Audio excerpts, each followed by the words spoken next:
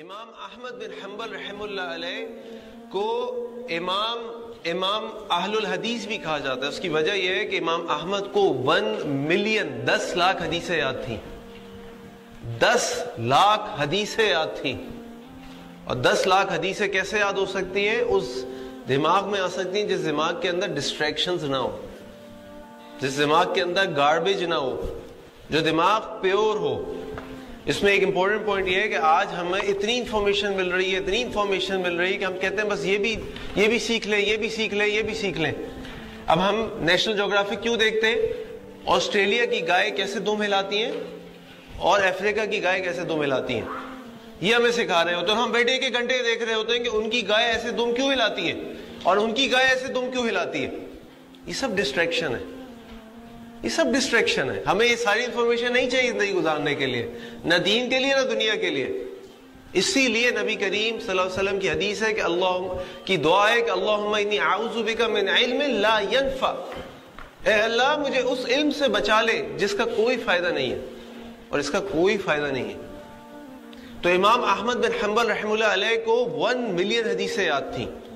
امام احمد بن حنبل رحمہ اللہ علیہ کا جس دن انتقال ہوا, ان کے جنازے میں, اس وقت انٹرنیٹ نہیں تھا, واٹس ایپ نہیں تھا, فیس بک نہیں تھی, جیو نہیں تھا, ایئرپلینز نہیں تھے, ٹرینز نہیں تھی. ان کے جنازے کے اندر 1.3 ملین لوگ تھے. امام صحابی رحمہ اللہ علیہ لکھتے ہیں کہ امام احمد بن حنبل کے جنازے میں ایک دن کے اندر 1.3 ملین لوگ, 13 لاکھ لوگوں نے ان کا جنازہ پڑھا. امام احمد بن حنبل جب امام احمد بن حنبل بن چکے تھے تو ایک دن ایک سفر پہ گئے اور کسی جگہ جا کے رکے, نماز پڑھی اور کسی کو نہیں بتایا کہ میں احمد ہوں. رات کو انہوں نے کہا کہ بھائی مسجد والوں سے, مسجد کے گارڈ سے نماز ختم ہو گئی, لوگ چلے گئے. مسجد والوں سے کہا کہ بتاؤ میں یہاں رات کو رک سکتا ہوں؟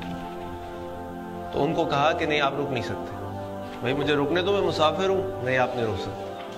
انہوں نے پھر اصرار کیا, گارڈ نے ان کو اٹھایا, باہر کھڑا کیا, جی آپ یہاں نہیں رک سکتے. مسجد کے سامنے ایک بیکر موجود تھا, اس کی دکان تھی, وہ دیکھ رہا تھا یہ سب. اس نے کہا کہ بابا جی آپ یوں کرو کہ آپ میری دکان میں آ جاؤ, مجھے رات کو اپنی دکان میں کچھ کام ہے, میں کام کرتا رہوں گا, آپ آرام کر لیجئے. امام احمد بن حنبل رحمہ اللہ علیہ اس دکان میں چلے گئے, اس بیکر کے پاس.